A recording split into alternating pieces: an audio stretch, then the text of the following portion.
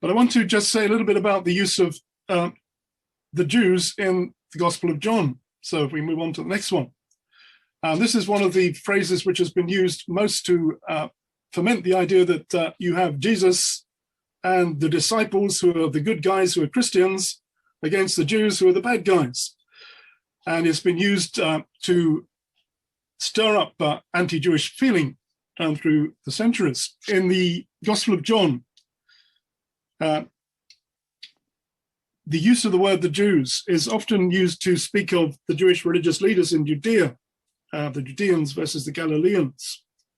And we do see that the center of opposition to Jesus did come with the Jewish religious leaders in Judea. Even there, it wasn't universal, but the opposition was there, and there were Jews in Judea who sought to kill Jesus. And Jesus says behind this opposition, there is the spirit of the devil.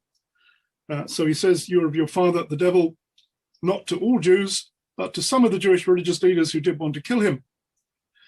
And that doesn't mean, certainly, that Jesus is saying that all Jews are of the devil. I would say on this subject, though, that the spirit which then came upon the church later on and sought to kill the Jews was certainly also of the devil. So we have a wrong influence bringing this hatred towards Jewish people.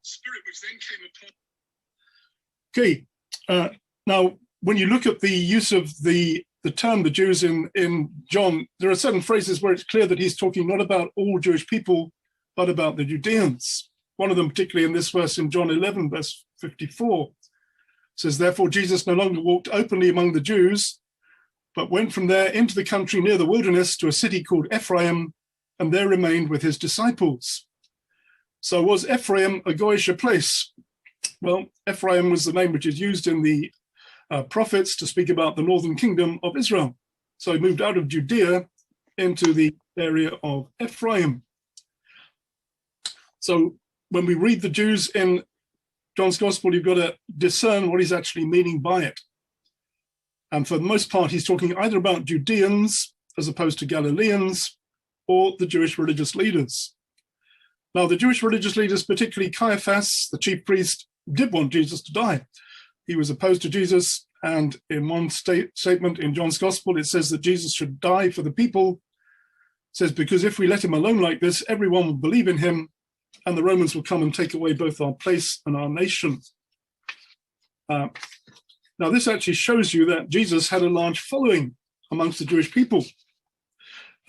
And the following was so large that Caiaphas was afraid that if he didn't do something to remove Jesus, it's going to cause some kind of a problem which would upset the Romans and would then cause the Romans to come and to take away our nation. So let's move on and look about the one about his blood be upon us and upon our children. This is the verse which has been used. It's in Matthew's Gospel, chapter 26, which has been used perhaps more than any other to say that because certain Jews made this statement before Pontius Pilate, calling for the death of Jesus, therefore the death of Jesus should be avenged upon all Jews for all time to all generations. This is clearly a false interpretation of the scripture. If you read carefully particularly in the book of Matthew, you'll see that what was happening at this time, you had a crowd which had gathered in front of Pontius Pilate in the Praetorium, probably in the Antonia fortress, which is to the north of the temple site. Scholars say there's a maximum of perhaps 500 to possibly 2,000 people who could be there. Were they all the Jewish people, the entire Jewish people? No, they were a selection of people who were probably picked by Jesus' enemies to shout for his execution. Now, estimates of the number of people who'd be in Jerusalem at this time for the Passover were in the hundreds of thousands.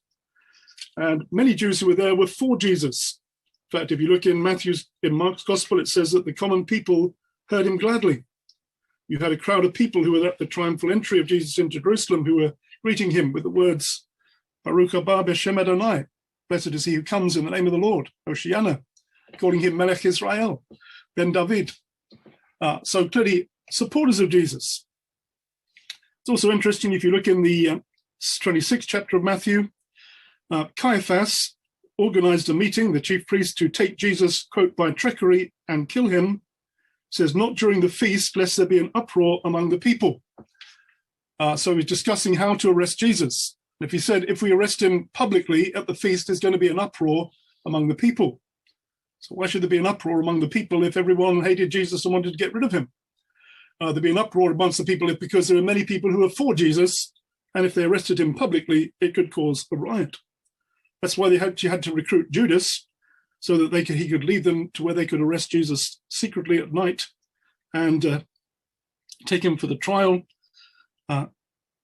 put charges against him with a verdict that he deserved to die, and then hand him over to Pontius Pilate. Now, I've written a long article on this, which I won't go into details of, but my understanding is that actually Pontius Pilate was in a way being manipulated by the chief priests to do something which he didn't want to do. He knew that the setup was a setup, but he was basically being blackmailed by the chief priest to pass a sentence of death upon Jesus. There was an idea behind it that if he didn't do that, they'd report him to Caesar as someone supporting a rival claimant to be king, or cause a riot which would look bad on his record.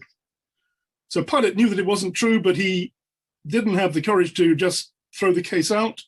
He went along with it, and he handed over Jesus to be flogged and put to death, even though he knew that there was a false case against him.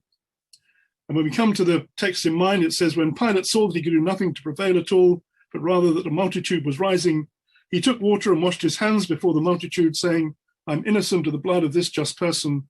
You see to it. And all the people answered and said, his blood be upon us and upon our children.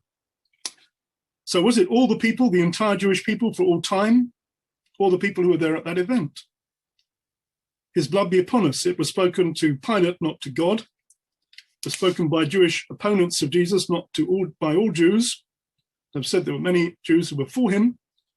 It was a foolish word, which is also not binding upon their children and their descendants and their future descendant generations. The Bible actually doesn't teach collective guilt, but personal responsibility before God. In Ezekiel chapter 18, it says, the soul that sins shall die, the son shall not bear the guilt of the father, nor the father bear the guilt of the son. The righteousness of the righteous shall be upon himself, and the wickedness of the wicked shall be upon himself. And you have similar concepts actually in the New Testament teaching. On the cross, Jesus pleads for forgiveness, not vengeance on those responsible. He says, Father, forgive them, for they know not what they do. When you come to the New Testament, it actually defines who is responsible for the death of Jesus in the book of Acts, where it says,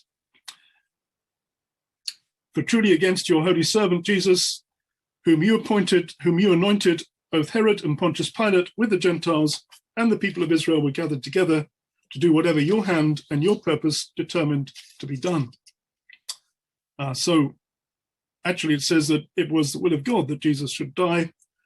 All people were involved, Jews and Gentiles, and there's no way that this could be used as a justification for cursing all Jews at all times for the death of Jesus.